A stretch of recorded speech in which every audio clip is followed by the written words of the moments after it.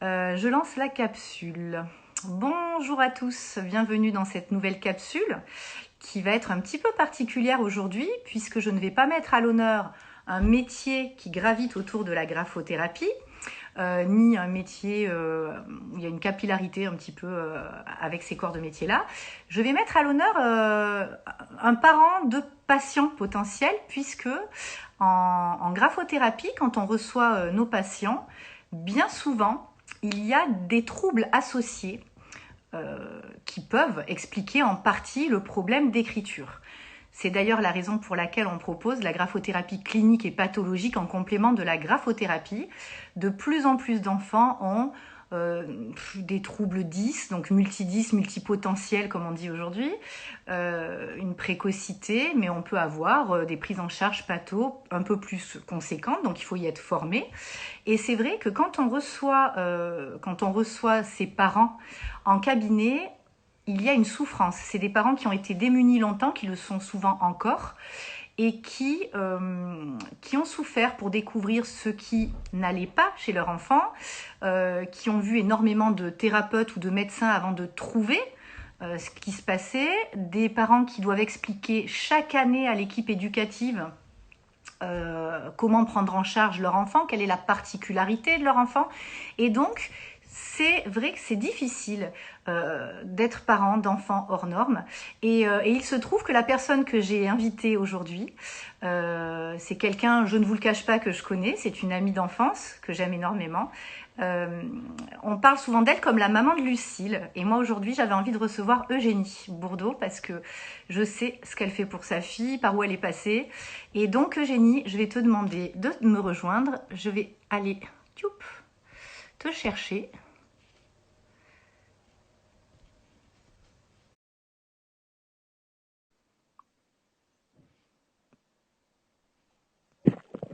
Et coucou, Oh, tu me vois? tu vas bien? Oui, Tu très m'entends? bien. Je suis contente d'être là. Oui, Ouais. il y a un petit J'ai décalage. très peu développé qui tu es et qui est Lucille. Je me suis dit que tu le ferais peut-être mieux que moi. Alors, Et je te laisse faire.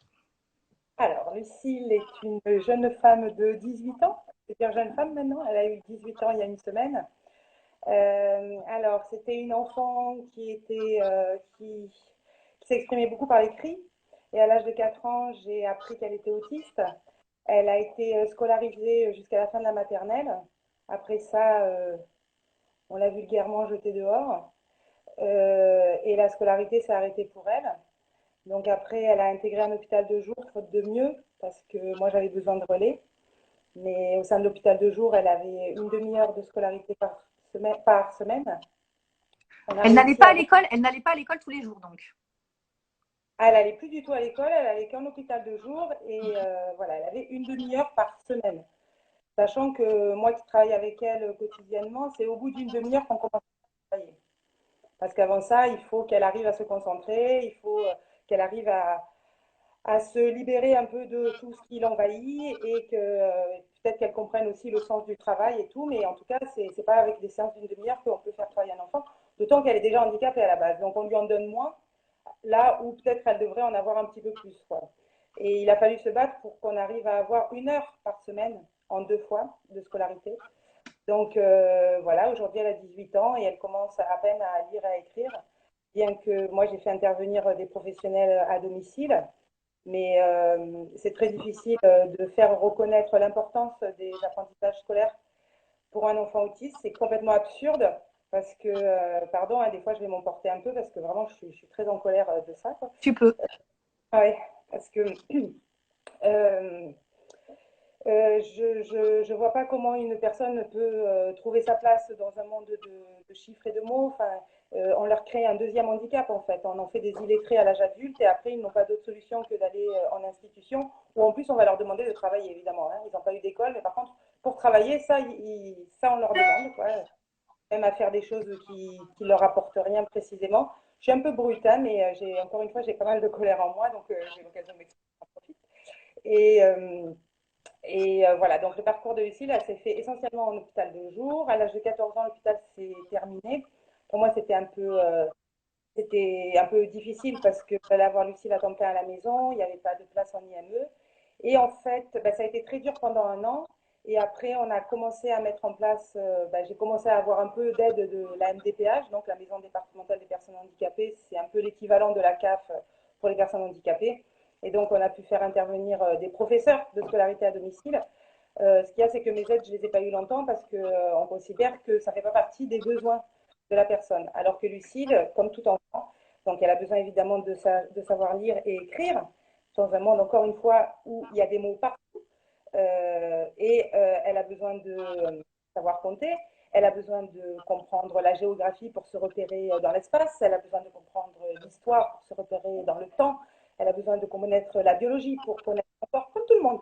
Elle a les mêmes besoins que tout le monde, sauf qu'on lui a enlevé.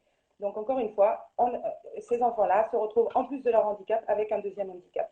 Et je ne comprends pas finalement ce que la MDPH voudrait que je propose à ma fille, sachant que c'est ça dont elle a le plus besoin. Et que le reste, en fait, on va en parler. Enfin, moi, j'ai eu un parcours auprès des professionnels qui a été compliqué. Oui, alors attends, parce que juste avant, Lucille, aujourd'hui, elle a un petit succès quand même, elle est un peu connue. Je crois qu'elle est sur Facebook, c'est Lucille Notin-Bourdeau, mais la tribu de Lulu, on peut la trouver un peu partout, puisqu'elle n'écrit pas correctement, mais elle dessine. Oui. Pour ceux qui ne la connaissent pas, c'est important, je ne veux pas la définir par ça, mais enfin… Tu as raison, j'oublie, je l'oublie parce que le dessin a toujours fait partie de sa vie. Alors, c'est une activité qu'elle a découverte seule, peut-être dans l'ennui. Donc, l'ennui, c'est pas négatif. Hein. Les enfants, finalement, ça leur permet de se retrouver eux-mêmes et d'explorer ce qui leur plaît vraiment. Enfin, je sais pas, en tout cas, Lucille, dès qu'elle a rencontré un stylo, pas un crayon ni un feutre, mais un stylo bic, elle a commencé à faire des ronds. Puis après, dans les ronds, il y a eu des points et des visages se sont formés, des formes se sont rajoutées à ces visages et des personnages sont nés. Et donc, elle s'est exprimée comme ça par le dessin très vite. C'était une activité quotidienne euh, nécessaire. Euh, mais elle ne faisait pas que ça non plus, hein, c'est pas compulsif. Enfin, quoique si, elle en avait besoin, mais après, elle faisait plein d'autres choses aussi. Et, euh, et très vite, en fait, j'ai commencé à publier un dessin sur Facebook parce que j'ai vu une maman un jour qui a fait ça et ça m'a donné l'idée. Et de là, j'ai commencé à avoir de plus en plus de gens qui me demandaient un ami, mais pour pouvoir voir le dessin. Et donc, et petit à petit, en fait, il y a eu une exposition qui s'est présentée à nous.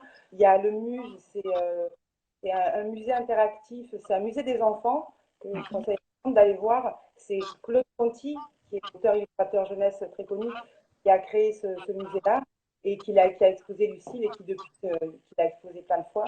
Et, euh, et donc, ça lui a créé comment dire, un coup de projecteur un peu sur elle. Donc, ça lui a donné confiance en elle, en moi aussi, ça m'a donné confiance. Puis, grâce au dessin, Lucille a pu montrer aussi qu'elle était, que c'était une personne intelligente. Parce que les autistes, ils ont une autre façon de communiquer. C'est une question qui vient d'être posée, son mode de communication. Donc il y a le dessin, la musique, oui. Alors, bien qu'elle ne le faisait pas, elle ne dessine pas pour communiquer, elle dessine pour elle-même. Alors, peut-être que pour elle, c'est un moyen de faire une interprétation du monde dans lequel elle vit, parce qu'elle dessine que des gens. Voilà, c'est du figuratif. Et donc, c'était quoi la question Alors, en fait, c'était sa façon de communiquer. Il y a le dessin. Tu allais parler peut-être bientôt de la musique parce qu'elle fait plein de choses, Lucille. Et tu lui permets, ça aussi, c'est notre question, tu lui permets aussi, toi, en ayant fait le choix, je ne sais pas trop si c'était un choix, mais de te consacrer à elle, en fait, et de ne pas te créer de carrière personnelle, de te consacrer à elle. Lucille fait beaucoup de choses et on m'a demandé, est-ce que c'est son mode de communication? Donc, tu y répondais parfaitement, en fait. Tu disais Alors, non. c'est devenu pour nous un moyen de communication, mais elle ne le fait pas pour qu'on la comprenne. Elle a commencé à donner, enfin, ça lui arrive très rarement de donner un dessin, mais c'est tout récent parce qu'elle a vu que ça intéressait les gens et qu'ils étaient contents quand ils recevaient un dessin. Mais jamais elle est venue me donner un dessin pour communiquer avec moi. C'est comme nous, on va écrire. Enfin, moi personnellement, je sais que j'écris pour des fois comprendre un peu ce qui se passe dans ma tête. J'arrive pas à le formuler, donc je me l'écris à moi-même. Ça me permet de mieux comprendre les choses. Je pense que c'est plus comme ça. c'est pas dans le but de communiquer. Lucille, elle est verbale, donc elle parle. Elle a commencé à parler un peu plus tard que les autres. Et comme on dit en écolalie, c'est-à-dire qu'elle répétait ce qu'elle entendait. Donc après, elle a constitué son langage comme ça. Aujourd'hui, elle arrive à communiquer, mais sur des choses quand même très basiques. Elle a une façon à elle de s'exprimer, et puis elle a des intérêts, voilà, pas restreints, parce que c'est pas restreint les intérêts, hein, mais euh, c'est pas forcément facile le langage pour elle. On voit que c'est pas son moyen à elle d'expression. Je pense que c'est des personnes qui communiquent beaucoup par la pensée. Faut être, Le contact un peu? le contact physique, Lucille, oui. C'est pas le cas de toutes les personnes autistes, mais Lucille, oui, elle est dans le physique, oui. Tactile quand même. Elle est tactile, elle aime les câlins, oui. Et, D'accord. euh, Toi? et Oui. et c'est vrai, la chanson aussi, elle chante beaucoup, elle a une culture musicale étonnante. Et, euh, et c'est, je crois, grâce aux chansons aussi qu'elle s'intéressait aux mots. Et que maintenant, elle commence à écrire après plusieurs années de cours, comme je le disais, pas assez de cours, mais quand même de cours pour apprendre à écrire. Voilà, ça a été très long pour arriver à l'intéresser. Les séances ont toujours été quelque chose de très très contraignant pour elle, les séances de travail. Mais maintenant, je ne vais pas dire qu'elle le fait avec plaisir, parce que ça reste quand même compliqué pour elle. Mais en tout cas, elle en comprend l'importance et l'intérêt pour elle. Donc du coup, on peut travailler régulièrement et elle apprend vite. Mais on est vraiment, moi je suis face à une, une autre forme de normalité, une autre forme de logique, de compréhension des choses. Je ne peux pas encore l'expliquer, je ne la comprends pas vraiment, mais avec ses outils à elle, elle progresse vers nous. Écoute, tu parles de normalité, ça me fait penser à ton court métrage, Sa normalité d'ailleurs, qui est magnifique. Donc si ça intéresse quelqu'un, hop, petit, ça m'y fait penser fort. Et du coup, merci parce que je voulais quand même qu'on comprenne qui est Lucille et maintenant me consacrer à toi. Moi, ce qui m'intéresserait, c'est quand j'ai su, comment j'ai réagi, quel soutien j'ai reçu en admettant qu'il y en ait eu, ça c'est autre chose, mais comment j'ai réagi, comment j'ai décidé de moi en tant que personne, de ma carrière, de ma vie privée, qu'est-ce qui t'est tombé dessus. On va commencer par ça déjà. Voilà. Eh ben, c'est peut-être pas très clair, je te demande trop de choses à la fois. Comment tu as réagi quand tu as su, quand on t'a dit le mot autiste, et est-ce que tu as eu l'impression qu'on te guidait, de recevoir du soutien? Voilà, c'était vraiment ça, la découverte, les premiers temps. Alors, Lucille, elle a toujours eu un comportement, on va dire, différent. Depuis bébé, depuis la naissance. À la maternité, il appelait la petite criarde. Donc moi, il n'y a pas eu, parce qu'il arrive qu'on entende parler d'un autisme qui est arrivé à un certain moment. Pour moi, Lucille, elle a toujours été comme ça. Donc, jusqu'à ce qu'on ait un diagnostic, jusqu'à ses 4 ans, moi, j'étais avec une enfant difficile, me semblait être en souffrance parce qu'elle s'exprimait beaucoup par l'écrit. Et je ne savais pas pourquoi. Et je cherchais, je me culpabilisais énormément, évidemment, parce que quand on se culpabilise, après, on perd confiance en soi, du coup, on est moins disponible à comprendre, on est moins ouvert. Donc, c'était compliqué. Le jour où j'ai appris que Lucille était autiste, ça a été un grand soulagement. Enfin, je savais ce qu'elle avait. Enfin, j'allais pouvoir trouver des réponses, en plus grâce à Internet, parce que je pense souvent aux mamans d'avant qui n'avaient pas ces outils-là et tout, comment elles ont fait. Moi, grâce à Internet, j'ai pu aller chercher et essayer de comprendre seule. Hein. Ça, c'est clair que le parcours, on le fait seul parce qu'on n'est pas soutenu. Même les propos qu'on. Bon, j'ai pas mal de colère par rapport à des professionnels. Après, je suis juste pas tombée sur les bons parce que des professionnels, il y en a des formidables et on en a rencontré par la suite grâce aux explications de Lucille. Mais dans notre parcours du début, c'était très compliqué. On m'a, on m'a annoncé donc l'autisme. Et après, on m'a dit, mais je vous rassure, aujourd'hui, la maman est considérée comme responsable de l'autisme de son enfant. Ah, bon, déjà, je ne savais pas que passé un temps, la mère était considérée comme responsable. Après, on me le dit, mais est-ce qu'on le pense? J'en suis pas sûre. Et, euh, et sinon, ben, on l'a dirigée vers une psychologique, une psychienne, une psychologue. Euh, Après, elle faisait le travail qu'elle avait à faire avec. J'étais pas là pendant les séances, mais c'était toujours rassurant de savoir qu'elle était suivie. Après, personnellement, elle a 18 ans aujourd'hui, j'ai jamais eu d'aide personnellement en tant que maman. On m'a pas demandé comment j'étais au quotidien les colères, l'automutilation, parce que Lucille, quand elle fait des crises, elle se frappe violemment. Euh, le, les problèmes de sommeil, les crises nocturnes, on m'a jamais conseillé quoi que ce soit pour savoir comment gérer ça. Alors moi, je me suis documentée énormément, j'ai lu, et là où j'ai le plus eu de soutien, c'est avec les autres mamans. Heureusement, Ah oui, les autres mamans concernées, oui, oui, bien forcément. Il y a une sorte de solidarité et d'accompagnement au sein de ces groupes-là. Par contre, là, je vais passer à autre chose, mais ça fait partie, si tu veux, pour moi, toi, en tant que femme, tu deviens mère, tu as quelque chose de lourd à gérer et en plus, on te culpabilise, mais ça, c'est encore autre chose. Tu te culpabilisais déjà toute seule, mais bon, voilà, ça aide pas. Euh, Est-ce que on t'a proposé une prise en charge pour que tu puisses aller travailler? Est-ce qu'on t'a proposé de, peut-être pas l'école forcément, mais est-ce que tu as eu le choix, est-ce que c'est un choix de t'occuper de Lucille comme ça, à plein temps? Est-ce que...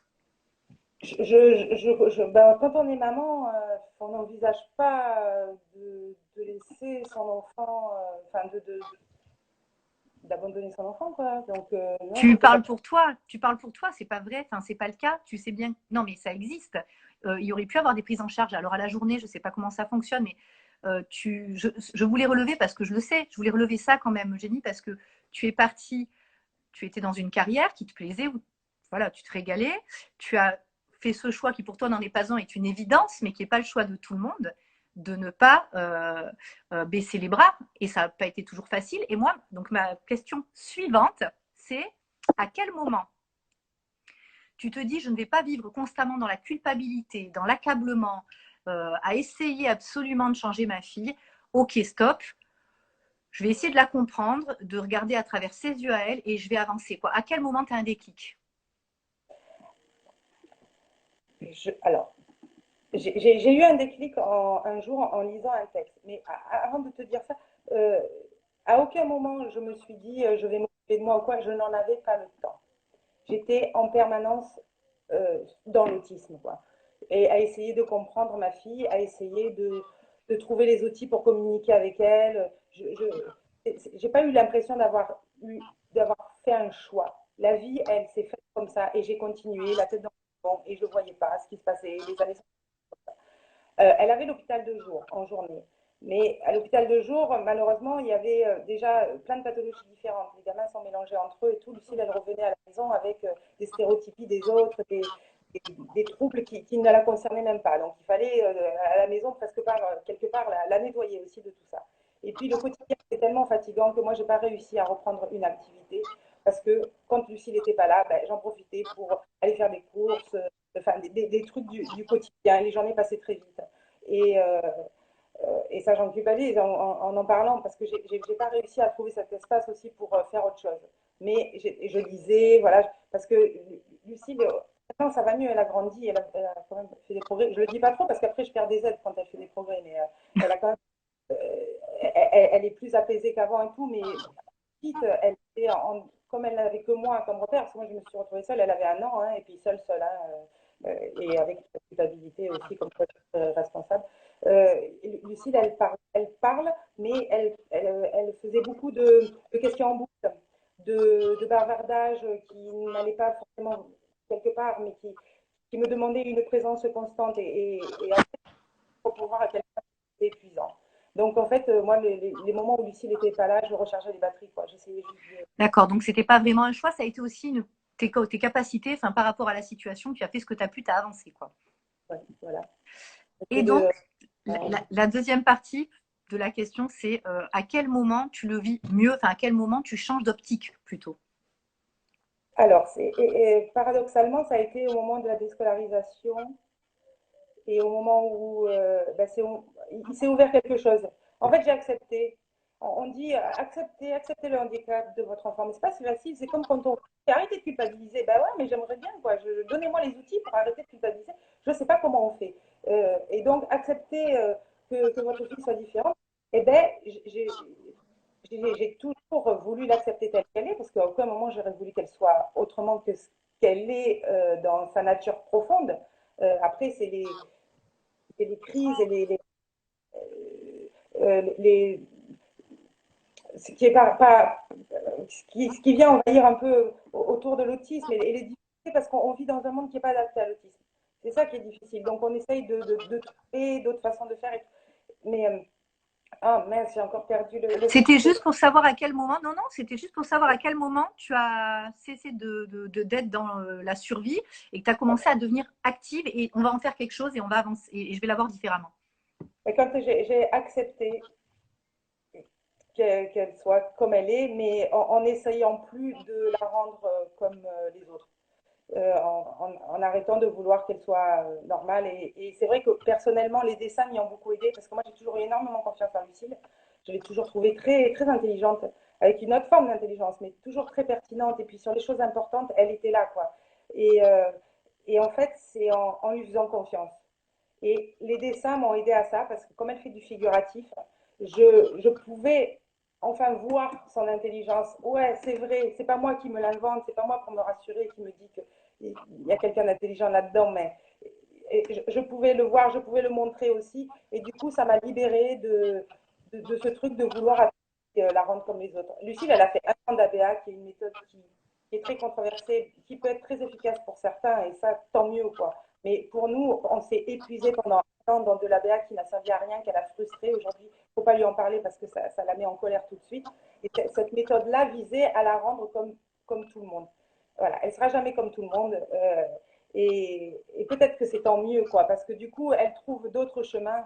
Alors, elle doit les débroussailler toute seule, et puis moi, je la suis sans savoir où c'est qu'on va aller et tout ça. Mais c'est une question de confiance en l'autre et en soi. Et c'est là que les choses, elles deviennent beaucoup plus faciles à vivre. Arrêtez de trouver les réponses ailleurs. Les réponses, en fait, elles sont en nous. Mais pour les trouver, il faut déjà qu'on arrête de nous culpabiliser et il faut avoir confiance en son enfant. Parce qu'en fait, quand on a confiance en eux, on se rend compte à quel point ils nous guident. Et À quel point, excuse-moi, j'ai pas entendu. à quel point ils nous guident. Elle me donnait des outils pour l'aider, pour l'accompagner. Et en plus, c'est des personnes, si on n'a pas confiance en eux, on ne peut rien faire avec eux. Ça bloque. Et on est pareil. Hein. Quand on est face à quelqu'un, on est dans une conversation face à quelqu'un qui n'a pas du tout confiance en nous, on perd, on ne sait plus quoi dire, on perd notre propre confiance en nous. Enfin, et ben, eux, c'est pareil. Donc, c'est pas parce qu'ils n'arrivent pas à faire ce qu'on leur demande qu'ils ne sont pas intelligents ou qu'ils ne vont pas y arriver en utilisant d'autres chemins. Et c'est pour ça que je suis très en colère contre l'absence de scolarité parce que, ok, elle n'y arrivait pas telle que vous lui proposez, mais c'est pas pour autant qu'elle n'a pas droit à apprendre à lire et à écrire comme tout le monde et qu'elle n'a pas les capacités surtout. On l'a mise à l'école pour des problèmes de comportement, mais aussi parce qu'on n'en voulait pas, quoi. Ils n'en voulaient pas à l'école. Donc forcément, Lucille, elle ne se sentait pas du tout accueillie et du coup, c'était compliqué. Et voilà, il faut juste les accueillir. Mais depuis, on a rencontré, grâce au dessin, parce que Lucille, elle fait des dessins et elle fait beaucoup d'expositions. Effectivement, elle a même exposé dans un musée d'art brut l'année dernière qui s'appelle le LAM. Et, euh, et donc, ça lui a donné. Ça nous a permis de rencontrer plein de gens formidables qui sont dans le milieu de l'autisme et qui ne n'avaient pas rencontré voilà, dans le professionnel. Et, euh, et je ne sais plus encore pourquoi je disais ça, parce que Non, mais l'idée. c'était exactement ça. Aujourd'hui, je pense que tous ceux qui nous écoutent, alors je me permets de regarder un peu les messages qu'on nous envoie. Il y a de la colère même chez les gens qui nous lisent. On en connaît tellement peu, c'est fou quand même. Il y a quelqu'un qui te salue, qui demande des nouvelles de Lucille et qui dit que Jenny parle de l'association Les Amis de Théodore. Donc Ah, voilà. oui, bien sûr, parce qu'après, euh, quand Lucille a quitté l'hôpital de jour, donc je disais, ça a été très dur la première année. Après, on a trouvé des accompagnants et on a trouvé cette association Les Amis de Théodore qui propose des ateliers créatifs pour les personnes autistes, mais pas que. Hein, ils sont tous ensemble. Et Lucille, elle s'éclate là-bas, elle a enfin des amis. Et la personne qui a créé cette association s'appelle Géraldine Marilla, c'est une maman d'un enfant Asperger qui n'est plus un enfant maintenant, qui est un jeune homme et qui est un jeune homme très épanoui, malgré que c'est difficile, ça reste compliqué pour lui, mais il a trouvé des outils pour mieux nous comprendre et qui grandit très bien. Et heureusement, Géraldine, Lucille passe l'après-midi quasiment par semaine avec elle et ça lui fait beaucoup de bien. C'est quelqu'un de très tolérant et qui est. Vous savez, tu sais, ce qui est difficile en fait, dans le domaine de l'autisme, c'est le pire, c'est les gens qui savent. C'est quoi? C'est les gens qui savent. Ah oui. Moi, je rencontre beaucoup de professionnels qui savent. Alors, l'autisme, on ne sait pas d'où ça vient, on ne sait pas comment l'accompagner, mais il y a des professionnels qui savent. Attends, Et, excuse-moi, continue. Je vais régler un petit problème technique. et, Les enfants, et vous pouvez arrêter, je vous prie, de faire du bruit, merci. Et oui, bah oui, c'est le live, que veux-tu? Depuis tout à l'heure, je leur ai dit de ne pas faire de bruit, ça claque les portes. Voilà, excuse-moi. Oui, excuse-moi pour cet aparté. Et, euh, et voilà. Et quand on sait, bah, du coup, on n'est pas disponible à apprendre. Et alors que, encore une fois, ce sont des personnes qui peuvent nous apprendre beaucoup aussi sur eux-mêmes. Et que, voilà, faudrait qu'il y ait un peu plus d'humilité quoi, dans ce milieu-là. On en a parlé déjà ensemble, mais c'est vrai que moi, c'est un peu grâce à toi et à Lucille aussi que je me permets d'avoir cette petite vision et cette petite connaissance. Mais c'est vrai que on a tendance à vouloir les aider à être plus normaux. C'est très violent ce que je viens de dire. Hein.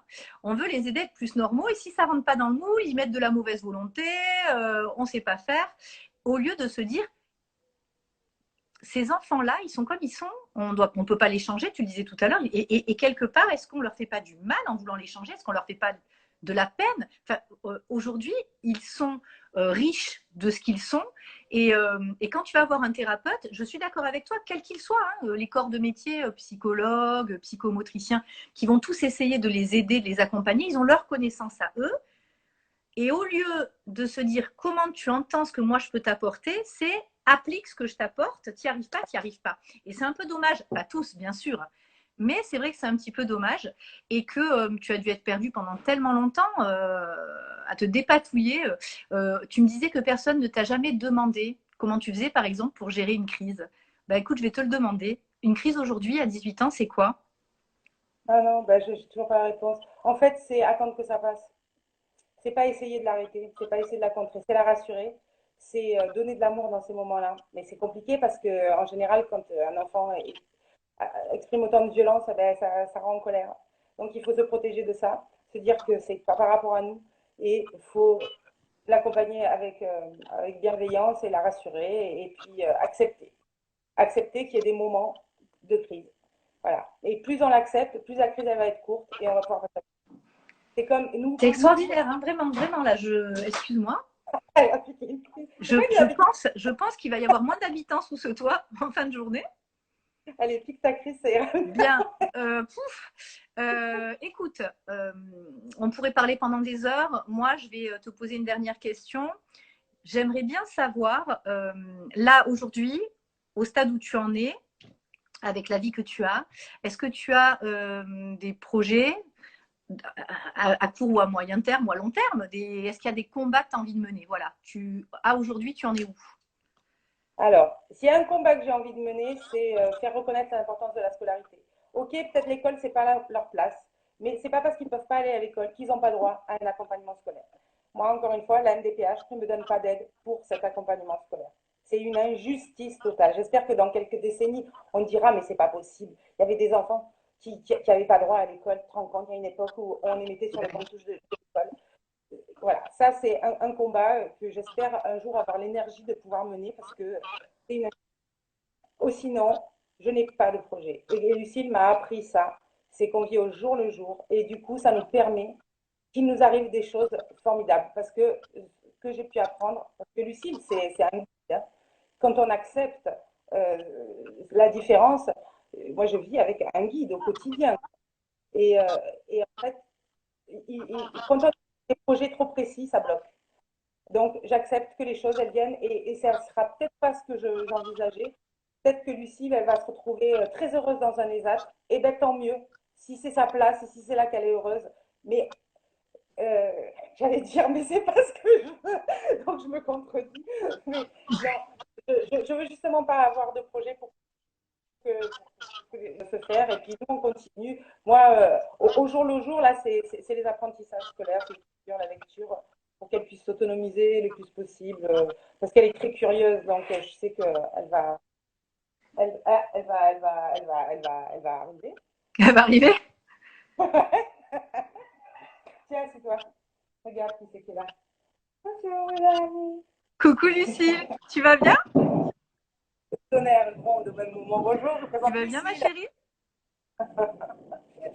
Joyeux anniversaire. Oui. C'était ton anniversaire. 18 ans. Et Pierre, il est où? Pierre, il est où? Alors, attends. Justement, Pierre devait avoir très envie de te dire bonjour. Ça fait 3 fois qu'il passe. Je vais te le chercher. Attends, tu vas le voir sur la caméra. Viens voir, s'il te plaît. Écoutez, c'est une capsule un peu atypique. Vous nous excuserez. Oui. Des retrouvailles. J'ai dû en plus m'installer dans ma chambre. Il y avait un vent terrible et j'ai pris un hamac dans la figure quand j'ai voulu m'installer. Viens, mon fils. Il y a Lucie qui demande. Waouh. Ça va? Bon, vous allez vous voir bientôt, les loulous. Ouais. Lucie, tu vas venir à la maison bientôt, d'accord? Allez, je vais prendre. Tu dis au revoir. Salut Pierre, à bientôt. Voilà, excuse-moi. On va y arriver. Donc voilà, Lucille, on se voit bientôt. Promis, on se voit bientôt et on va s'appeler avec Pierre à part. Eugénie, merci pour le témoignage, très touchant. Et je vais juste ajouter, tu parlais du projet La scolarité pour les enfants, mais au-delà de ça, la connaissance, en fait, la compréhension, ce que déjà nous, on apprend en parlant avec toi, mais l'information aussi. Oui, tu as raison. Bon, Lucille, je te fais un gros bisou. Gros bisous, merci. Eugénie, merci pareil. Merci. Bisous, bye. Merci d'avoir fait ça. Merci beaucoup. T'en prie, au revoir. Salut.